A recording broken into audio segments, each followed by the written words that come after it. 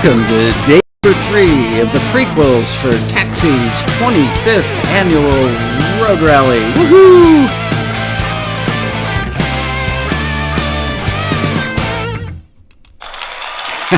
There I am. Still getting used to being tech director and star of the show. Good morning, everybody. Good to see all you guys in the chat room. We're fired up for day number 3. Gotta say, we're pretty proud of the last couple of days. Some great stuff on there. The thing with Randy Bachman last night was awesome. If you haven't watched that yet, please do. And kind of the breakout star of yesterday was Arnold Block doing the session on rejection, which just was amazing. The people that watched that seemed to really love it. So if you haven't seen it yet, go back and watch that. And today we are going to lead off with Bobby Borg doing Creating a Music Marketing Plan of Attack. There's his book. His books are all excellent. To be honest, I haven't read this one. I've only thumbed through it to get notes for stuff, but he never disappoints. So check it out. Bria will post a link to it in the chat. And without any further ado, let's see if I can mess stuff up here. And we'll see you on the other side. Here comes Mr. Bobby Borg.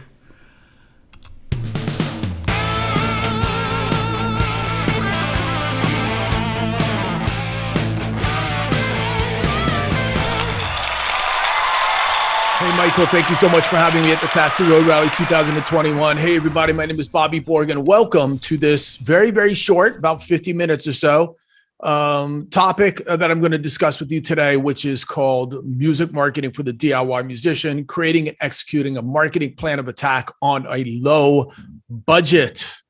So what I'm going to do is I'm going to talk about the complete marketing process with you guys. And let's just get right into this by defining what marketing is, okay? Because a lot of times people have this idea that marketing is just promotion, right? It's something you do after your record. So let's go ahead and do this. Here's the definition.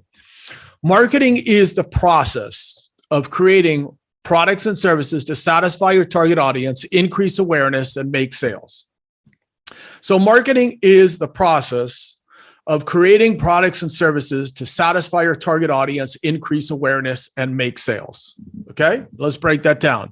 Marketing is a process. A process. In other words, as I pointed out, it is not something that you just do after your record is done. And now you say, okay, now we have to figure out what to do with it, right? And it is not just, Instagram and TikTok and Spotify playlists. It's so much more. Let me go ahead and share a graphic with you and show you how much more. So here is what's called the complete marketing process. Please take a picture of this because this is the outline for the entire seminar. You have marketing, which is this overarching process. Then you have research, which contains a whole bunch of stuff: vision, SWOT, customers, competition, and testing. And then you have goal setting, right? And then we have strategizing, which includes company branding, product price, place, promotion. And notice how many things are in promotion, right? Not just internet. There's a whole lot of different types of promotion. And then, of course, measuring. Then we go into executing our marketing plan of attack. And then we go to improve our marketing plan of attack. So you see, marketing is a process, right? It's a very, very detailed process. So marketing is the process of creating products and services. So in the music industry, our products and services are essentially going to be a record or a recording of our music, right? Then it's typically going to be merchandising like a t-shirt, and it's going to be a live performance set. So that's primarily what we're talking about here, right? Your recordings, your songs, right? Your live performance set, and typically a t-shirt. There could be a whole lot of different merchandising items you create, but t-shirts are probably the most popular merchandising item.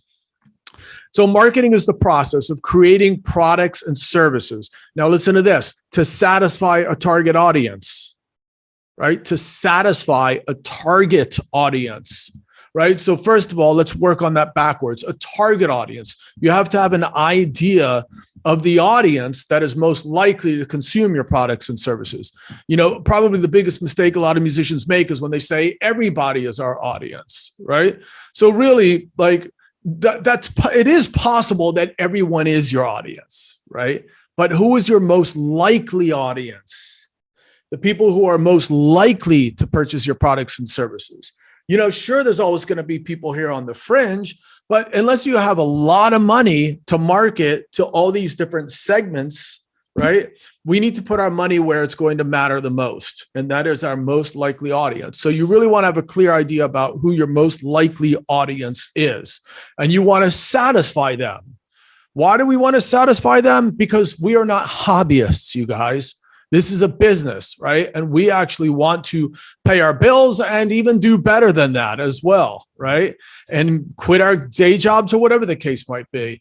But this isn't a hobby. And that's why you guys are here, right? Because you're here to actually figure out how to make money with your music and not just to have a whole lot of fun, right? And if you want to have fun, and that's all you want, good for you. But hey, we can have fun and make money. And that's what this seminar is about today, okay? So you want to be able to satisfy your target audience. You want to understand them and speak their language and make them happy. So we have to study them. And a target audience, keep in mind, isn't just fans. It could also be, in the case of like a songwriter, it could be the people that are going to license music from you. It could be other artists. It could be film and television people. We need to understand our audience so that we know how to satisfy them. Okay. All right. So marketing is the process of creating products and services to satisfy our target audience, increase awareness. So we want people to know about us. We want people to know about what we do and how well we do it. Right. And that is the first step, because you can't be too pushy, right? Because when you're too pushy, you repel people. So you build an audience of an awareness. Okay. And that's a big job. But once we build awareness, we have to make sales. Because if we don't make sales, all we have is a hobby, you guys, right? And again, this is a business. So this is really huge here. This is really huge because a lot of times people spend a lot of time and money trying to appease just the people that are there to watch. These are people that are never going to buy. These are people that are just watching. So what we need to do is we need to actually figure out who the super fans are in this mass and move them sort of aside and start treating them more like super fans. And then, and these are the people that are really going to be our sort of our fans, our bread and butter. We don't have time to waste with all these people that are just kind of wasting our time, right? Now, listen, there's nothing wrong with having people that are interested in what you're doing and they're keeping an eye out on you.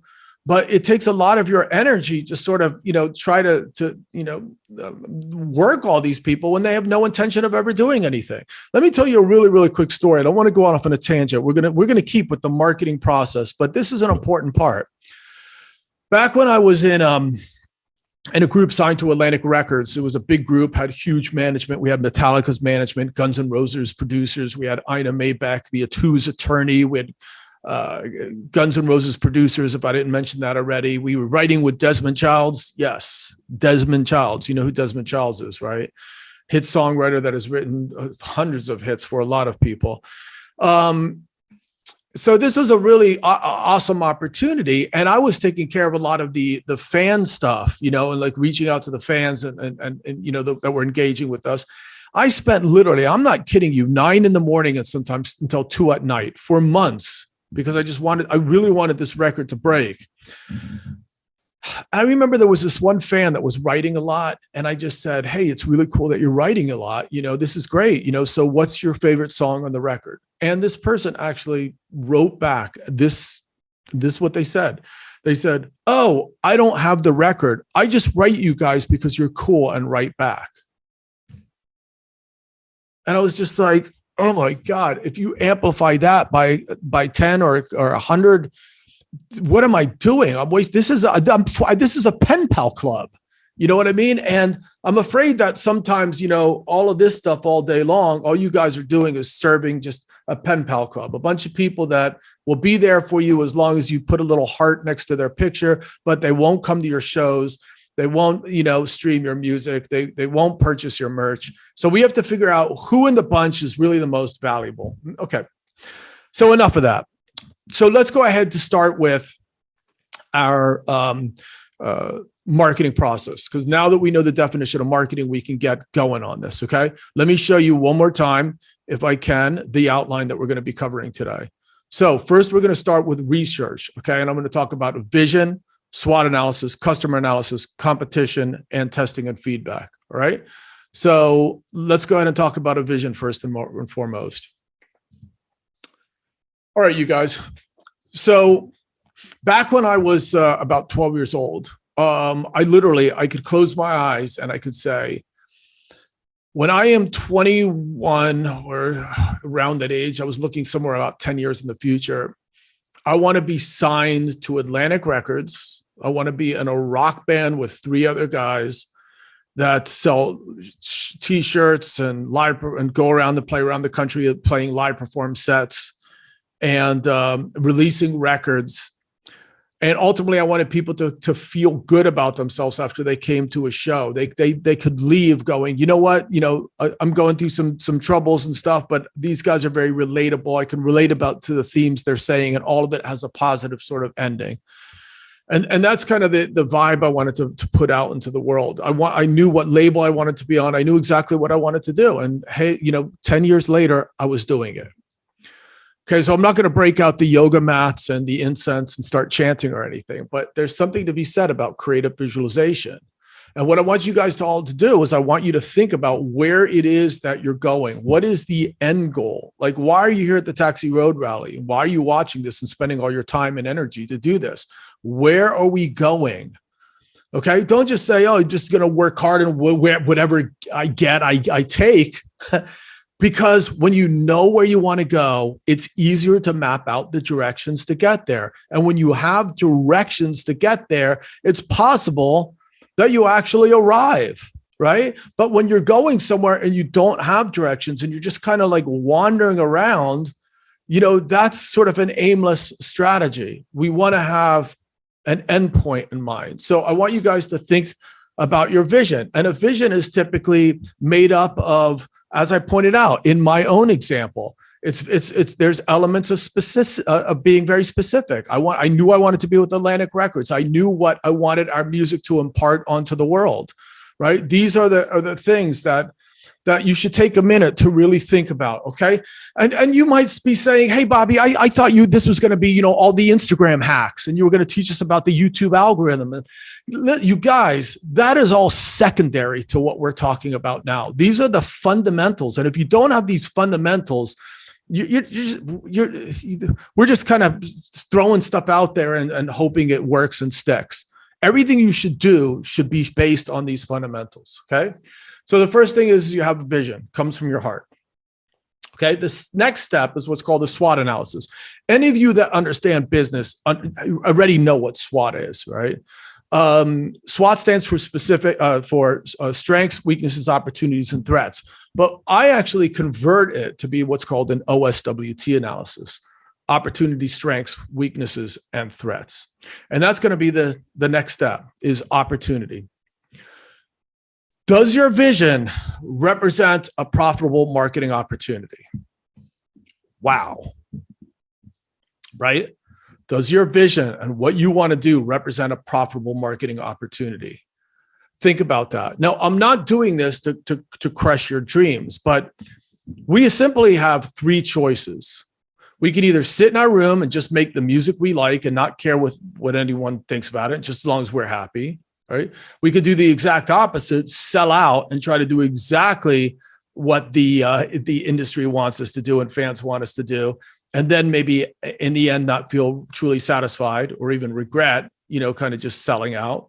Or what we could try to do is we could try to look at what is currently acceptable and we can try to make it better. We could try to innovate from the sense of making it more unique, making it more special, and making it stand out more, right? So we could be seen among the pack, rather than just kind of,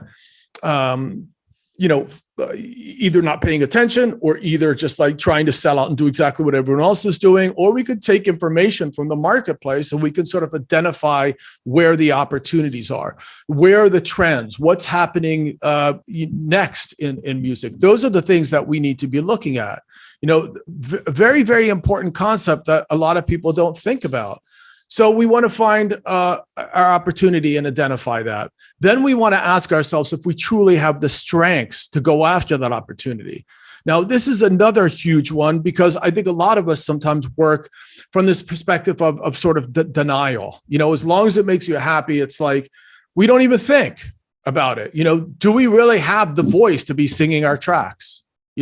Are we really writing, well? Are we really playing and recording our tracks well? And that is something that you have to think about objectively, not subjectively. And I know this is a very, very hard topic, but you have to ask yourself, do I have the strengths to go after this opportunity? All right. Let me tell you a quick story about somebody in the film and TV world, a friend of mine, that actually a great guitar player, but he didn't make it as a rock star guitar player, but he did find an opportunity. And that was in creating film and television work, but specifically with a harder edge. So he incorporated his hard rock guitar into the compositions that he was writing for film and television. So he would go for more of the darker and heavier kind of TV shows. Like Walking Dead and things of that nature, Tonka toy trucks, Chevy trucks, things that are heavy and strong, that type of thing, which was cool because there was a need for it. And he was sort of filling that need, and he was being very specific, and he found kind of his niche. But the problem is that he was also trying to sing his demos, and me as a friend, I had to flat out say, you need work on your vocals. And it was really upsetting to him. And he didn't talk to me about for 4 months, but then later came back to me and he goes, who am I to say I was a vocalist? I never studied vocals. I was just assumed that you play guitar and then you sing. So that makes you a vocalist, right? So he started using LA singers, because and all the musicians that are here started taking advantage of that and started adding them to his demos and sending his demos out. And really now the guy is doing a lot of work, writing a lot of advertisements, bought a new house, surfs during the day, does music at night, and that's all he does. And so you really have to make sure that you have to identify and ask yourselves, do I really have the strengths and what it takes to do this? And if you don't have the strengths, then there are weaknesses and you need to figure out how to convert them to strengths. In his particular case, he actually just started hiring other people. Right. But maybe in your case, you might say, wow, I've got to up my game, and you need to take steps to up your game. And then finally, there's what's called the threats, which is sort of things in the opportunity and things in the external marketplace that can get in the way of going after our opportunities. Things like competition, right?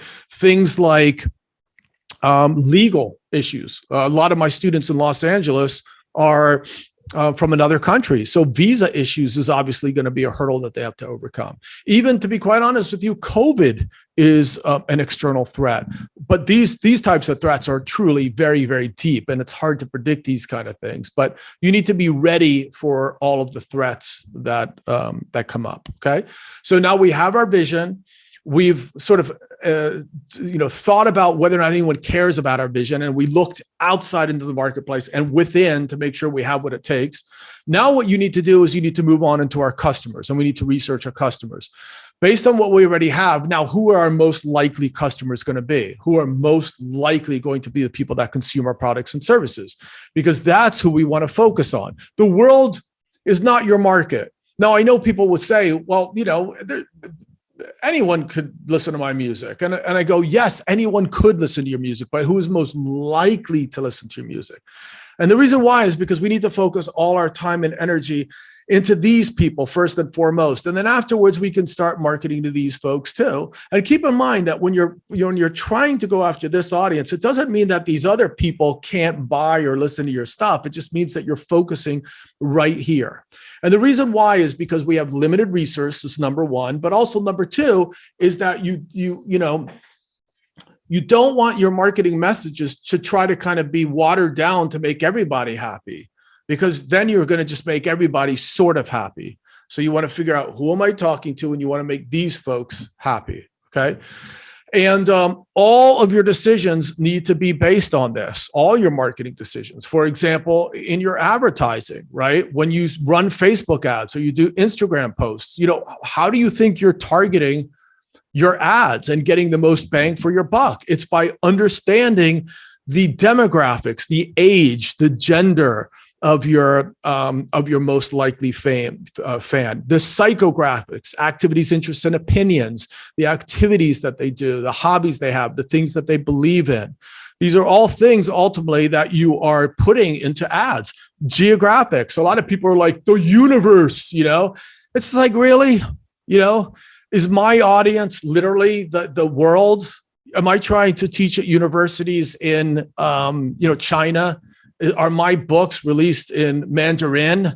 No, so be realistic about this. I mean, we have to get business-like. We can't be fantasy driven about this kind of stuff, right? So you really have to kind of think about all aspects of who your fans are, so that so I just pointed out. So when you make decisions, you're thinking about these types of things, the tone of voice that you use in your posts, tapping into the things that that your fans like, incorporating them into the marketing, and so on and so forth. Okay. All right. Moving on to the next thing of the research process is competition. So competition really is the process, and this is so huge, you guys. It's really the process of just looking out into the sort of the external marketplace and asking you, like, what other people out there, are sort of in my realm that potentially could take attention away from me. Now, notice how we didn't say, who is exactly doing what you do, because almost always the answer is, oh, well, no one does exactly what I do,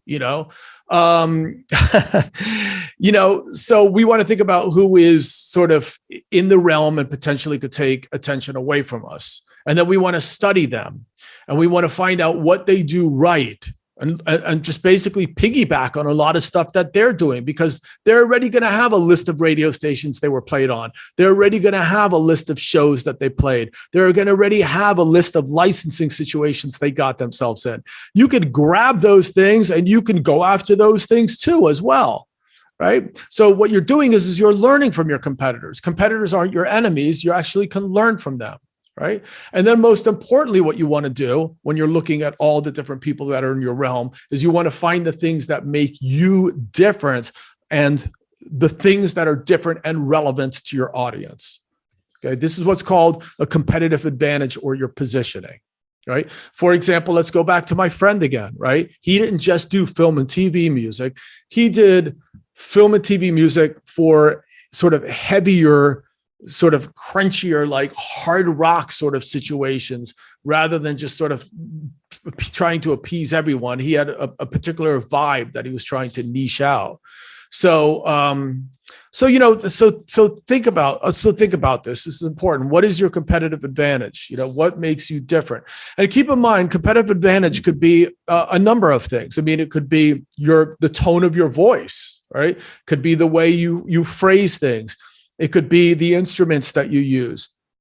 It could also be how quick you get your work done. So if somebody requests work, and boy, you're just known for like pumping it out, and within 3 hours, you have it sent to them and it's perfectly recorded. That could also be a competitive advantage as well, right? So think about all these different things. The next step is testing and feedback. Next step of the research process is testing and feedback. So in other words, now that you have this information, you kind of want to test it out on people and see whether or not it works. You can either test the idea out, like you say, hey, you guys, I was thinking about focusing on film and TV work from sort of the perspective of a hard rock guitar player. So I would be creating stuff that's like heavier for like things like The Walking Dead and shows and advertisements of brands like Tonka and Chevy trucks and things like that. What do you think about that? I already researched it, and it seems like a lot of people are using stuff like that. Do you think that's a cool idea? And you would ask, ultimately your target audience. So in his particular case, it would be film and TV placement people. It would be advertising agencies, and so on and so forth. Okay. So you want to get some feedback as to what people are thinking. And in the basic case scenario, you have a demo and maybe some things that you can play.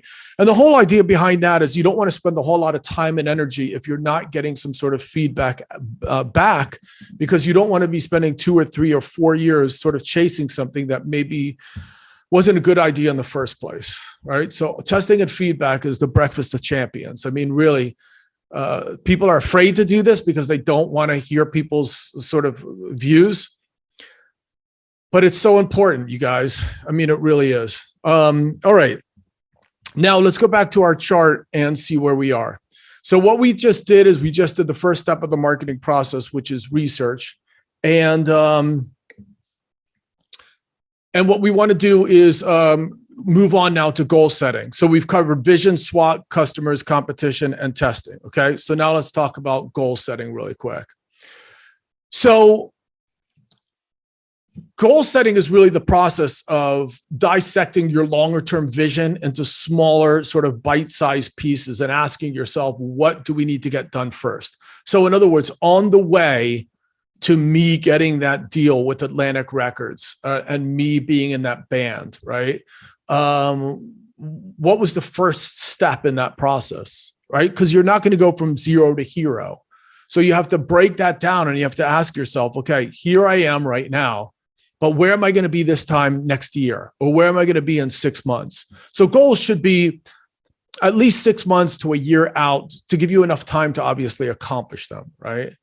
So where am I going to be 1 year from now? Well, if I want to be signed to Atlantic Records with this band, it probably would be a good idea for me to start my own group, maybe record my own 6-song EP, release it, get maybe, 50,000 streams per single on Spotify, start playing 10 shows around Los Angeles where maybe 30 people, come per night, and then maybe make, print out merch and sell it out. This would be, I think, a reasonable goal, right? If you saw someone next year and you said, oh, wow, that's great. You did all that, but you're on your way to that deal, right? So you have to ask yourself, I mean, maybe your goal is to one day, or your vision rather, is to one day be this big film and television person where everybody is using your stuff. But it's not going to go from zero to hero, right? So maybe you could say, by this time next year, I want to get 6 placements or six placements in film and television. I want to feel like I've got my studio well put together. I got my workflow really down, and then work your butt off, And the great thing about goals, especially when they're smart, specific, measurable, attainable, roadmapped, and time-based, is that you can now manage your goals, right? Because when you can measure it, you can manage it. You could take a look and you can go, wow, well, we're half a year into my goal and I don't have any placements. So either it's going to start raining placements, or I'm already falling behind. And so the goals are supposed to push you so that you wake up every morning and you're just like, boom, I know what I got to do. I got to submit more to Taxi. I've got to go out there and I got to pitch my music more. I got to go out there and I got to network more, and then you can even set goals. So it's not just, set smaller term goals within that goal. So it's not just basically, I want to get 6 placements by next year, but it's also, that means that I need to get 2 in the next coming months. And then I need to get another 2 and then another 2 and so on and so forth. So you could break it down that way too, as well. So this is really, really important. You have to wake up with that purpose, knowing exactly what you want to do, right? And this keeps you driven and it keeps you on focus. All right, let's go ahead real quick and take a look at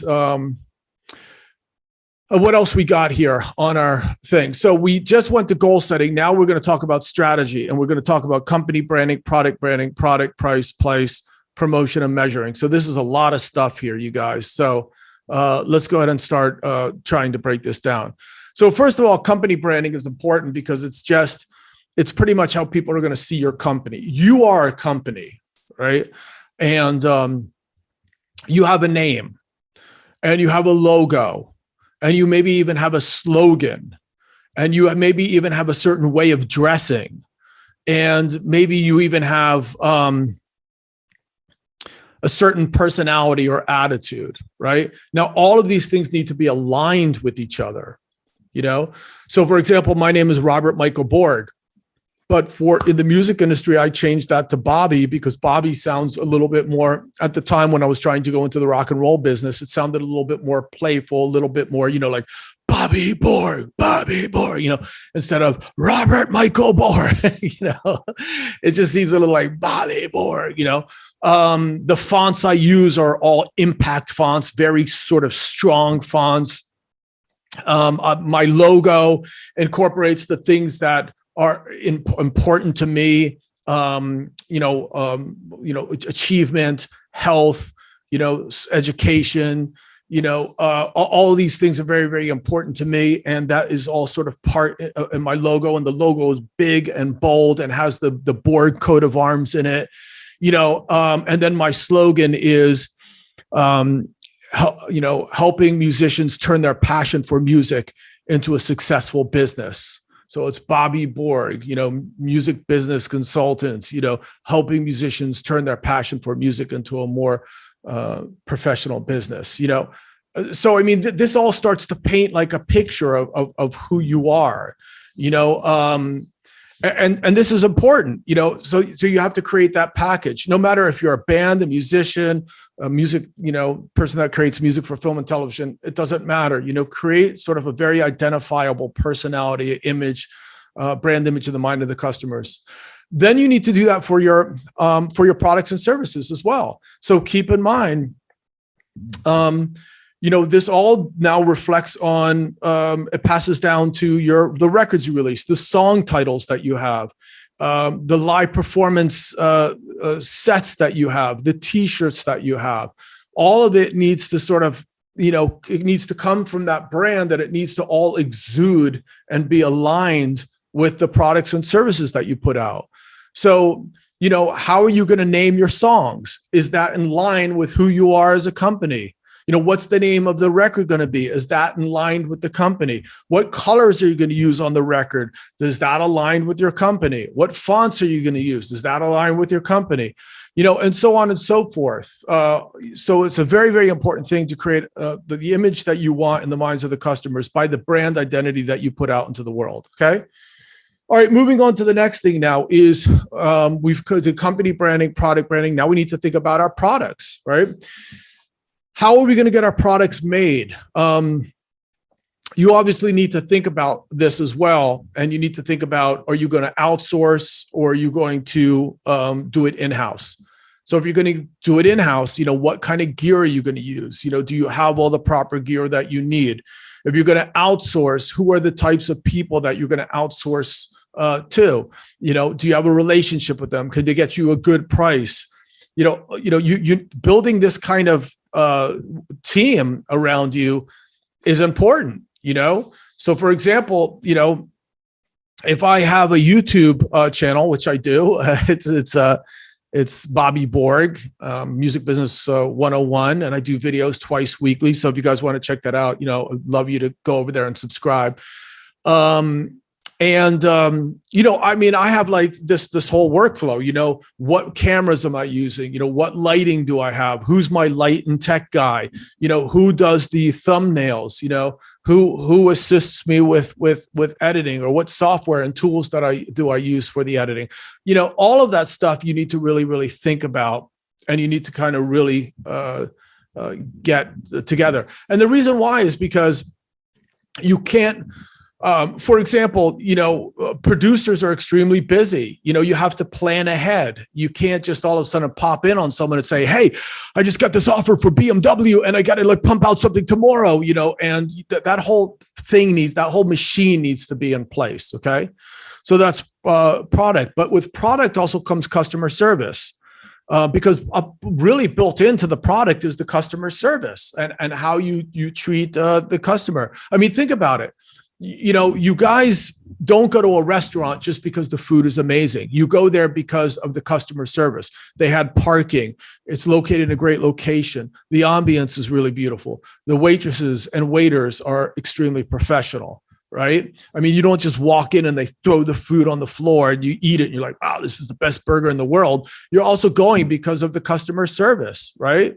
So think about the customer service that you're going to give to your clients and to your customers.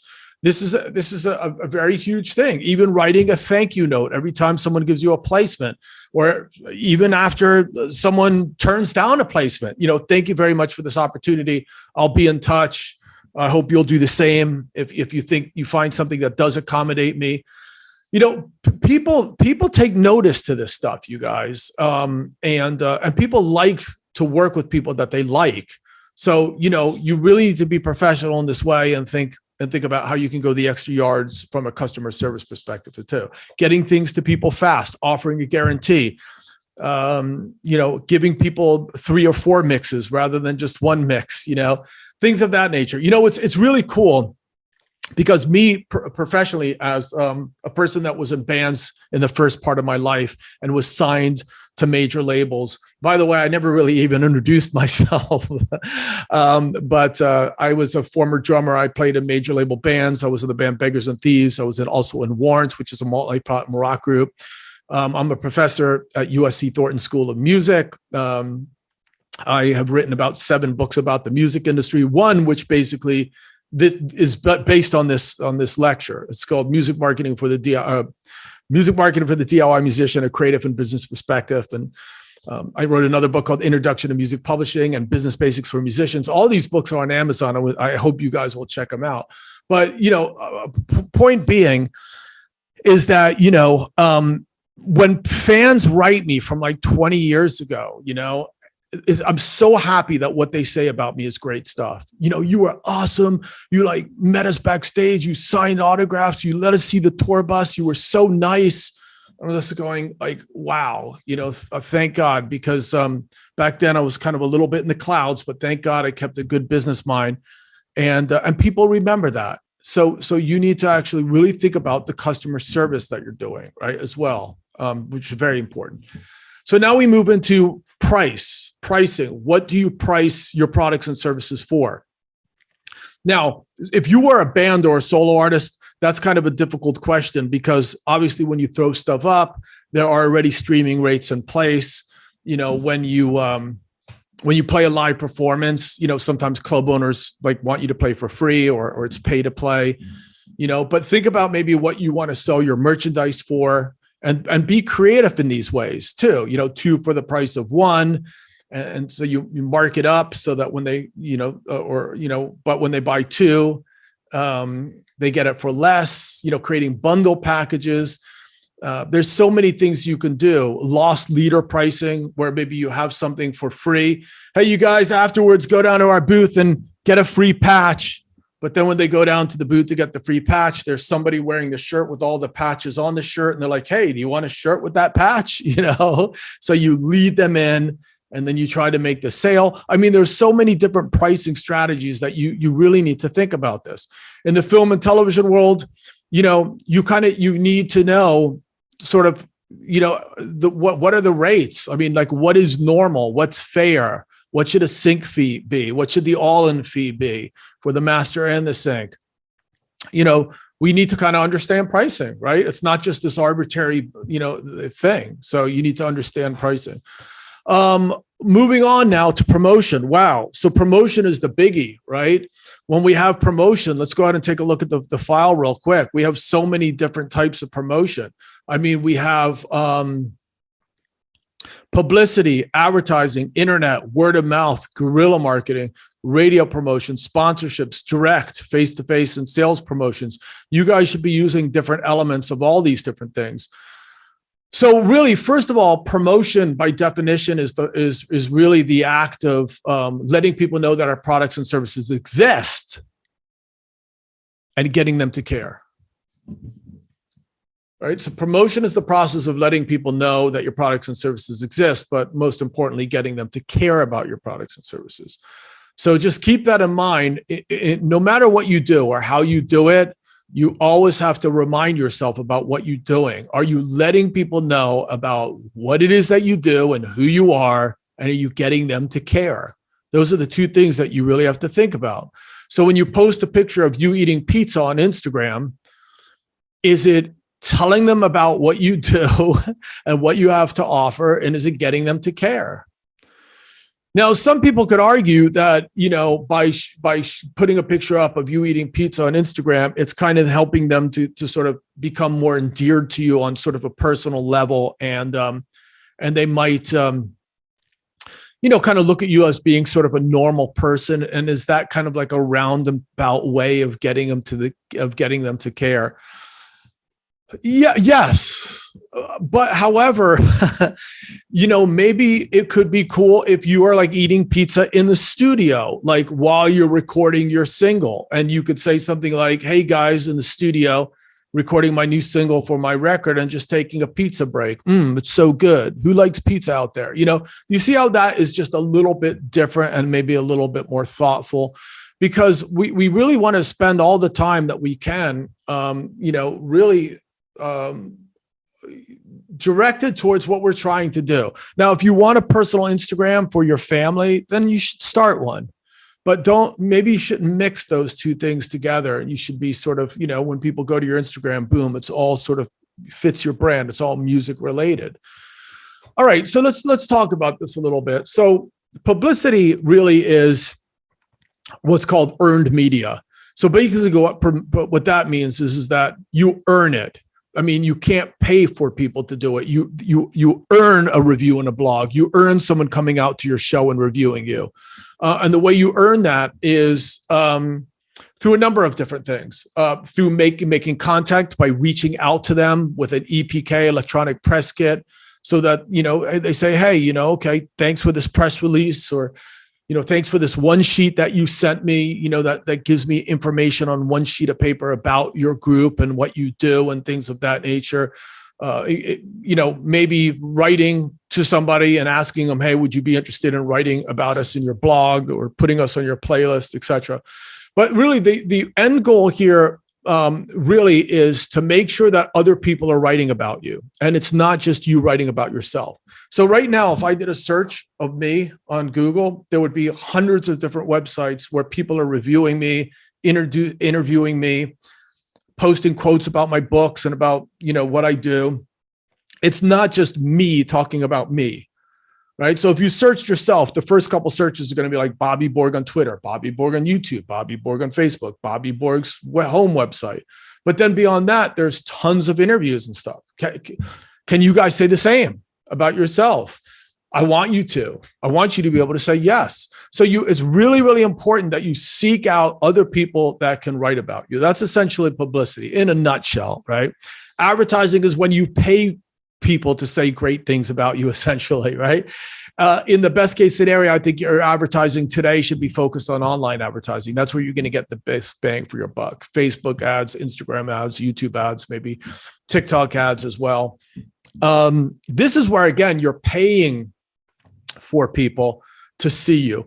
It's not as credible though, right? When you're scrolling and all of a sudden you see sponsored, it's just like, some guy trying to push their message, right? I mean, it's a good way to do it, but it's just not as good as when someone else is talking about you.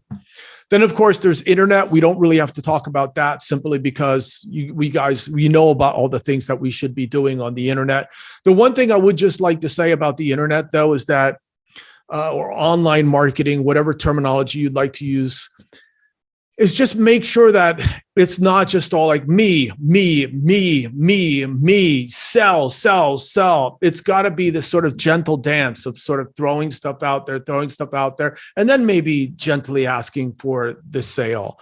So it can't just be all sales. The second thing is it's about entertainment and engagement. I call it E squared, right? Entertainment and engagement. You have to be entertaining and draw people in, but you also have to engage with them.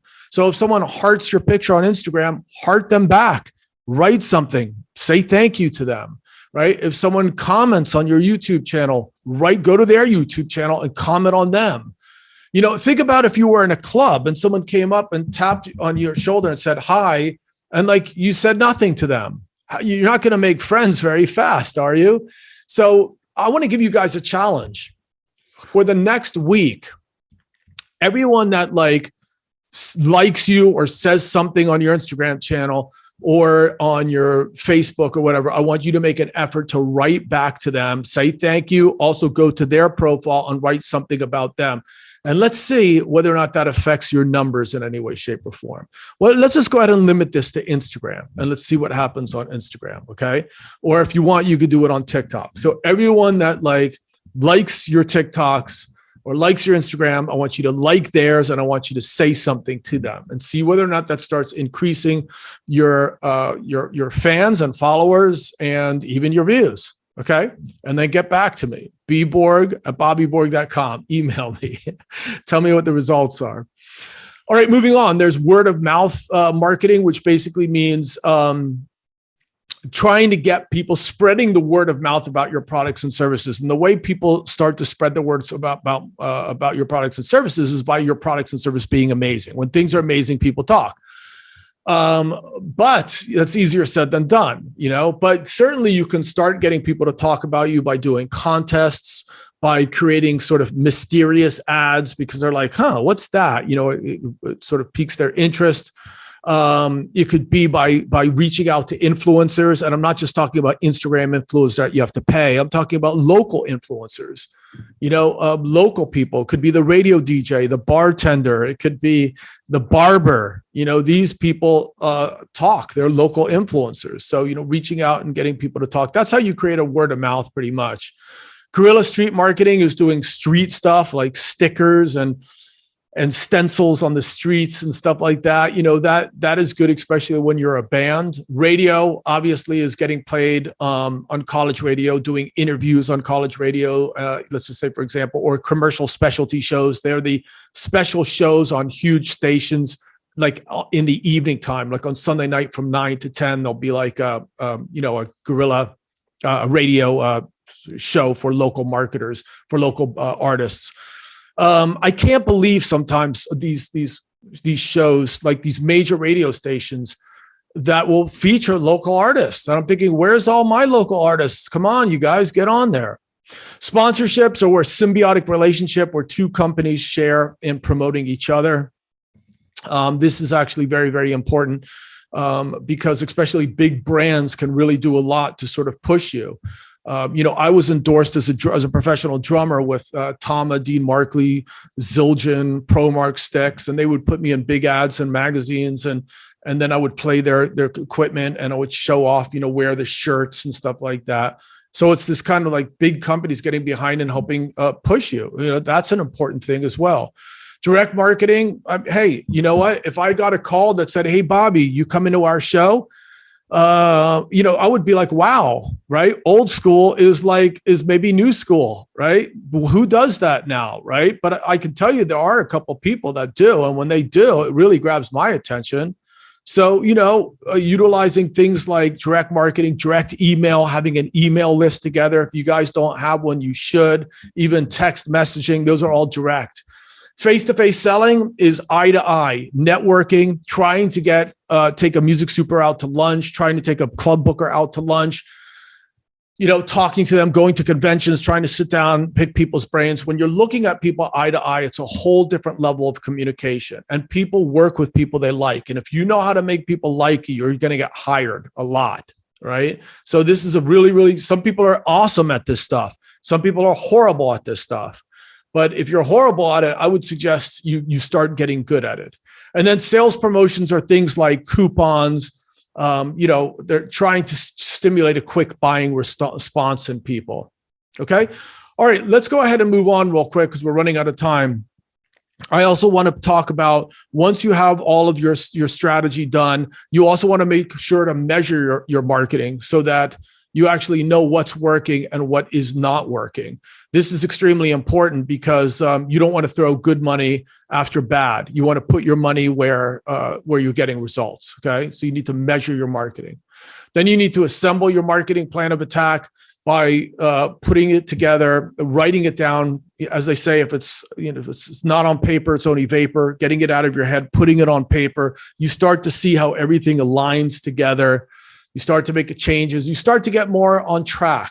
You have a budget, you have a timeline, and you stick to that timeline. Then you need to execute your marketing plan of attack. And this really all comes down to us, you guys. It's you versus you.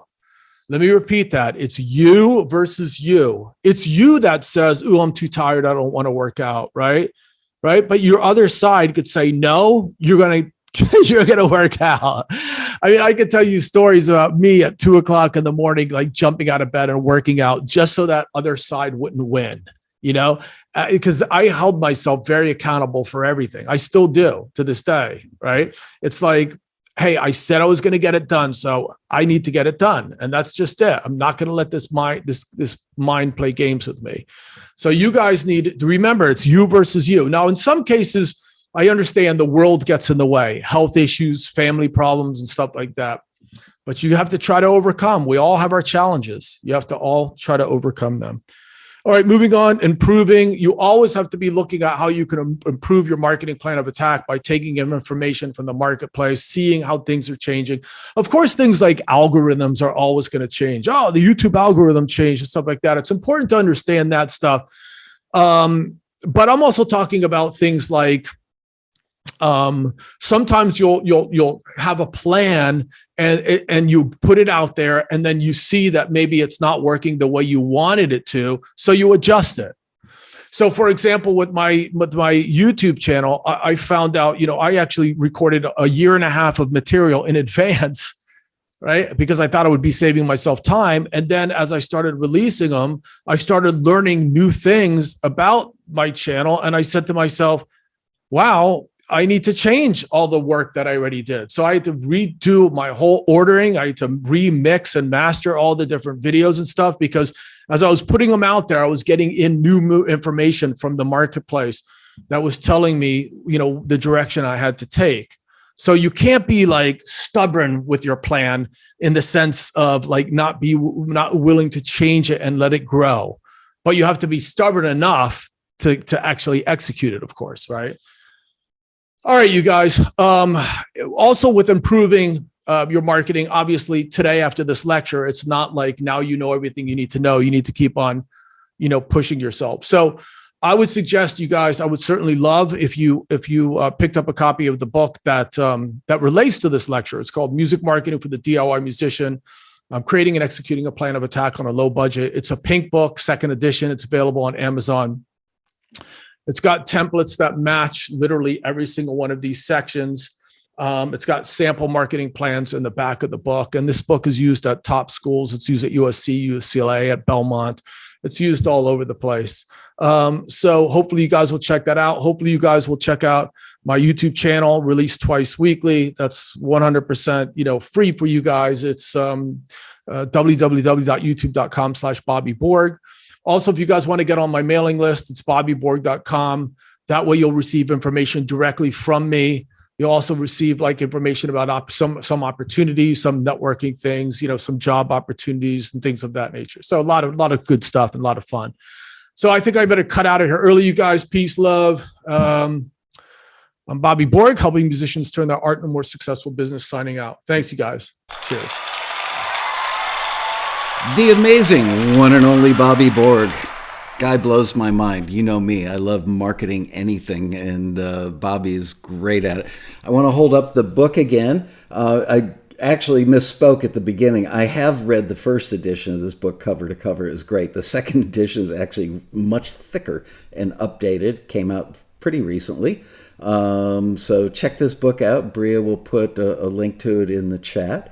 And I'm going to hang out with you guys because I got a couple minutes to kill. Our next thing up is Dean Crepane talking about production music libraries. Can't wait. I haven't seen Dino, since the last Road Rally in 2019.